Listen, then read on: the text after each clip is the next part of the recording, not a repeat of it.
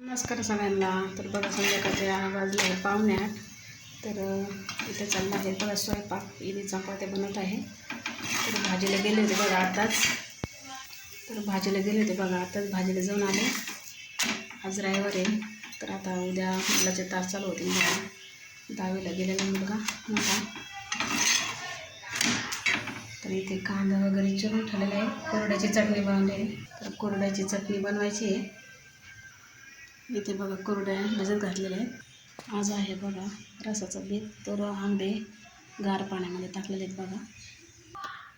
इथे करडीची भाजी आहे बघा, मिसळून ठेवलेली आहे सकाळच्या डब्याला. बाजारातून पपई आणली ते बघा. इथे तांदूळची भाजी, गवारी शेंगा, हिरव्या मिरच्या, वांगी, भेंडी असं भाजीला आणलेलं आहे. हिरव्या मिरच्या भाजीपाला तर खूपच महाग झालेला आहे बघा.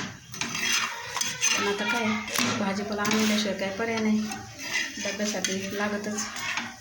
इथे माझे चपाती झालेले आहेत बघा. आता कोरड्याची चटणी बनवायची आहे. इथे बघा 10-12 चपात्या केलेल्या आहेत.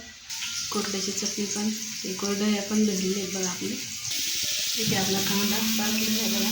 कांदा आपल्याला झालेला आहे. यामध्ये थोडेसे जिरे टाकू, थोडीशी लाल मिरची टाकलेली, थोडीशी हळद, कोरड्याचे फोडा टाकलेला आहे बघा. यामध्ये टाकू थोडंसं मीठ. आपली कोरड्याची चटणी तयार झालेली आहे.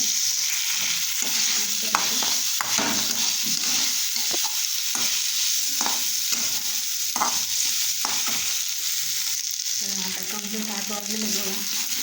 कोरड्या चटणी झाली आता बनवायचं बघा. गरम तर खूपच होते बघा.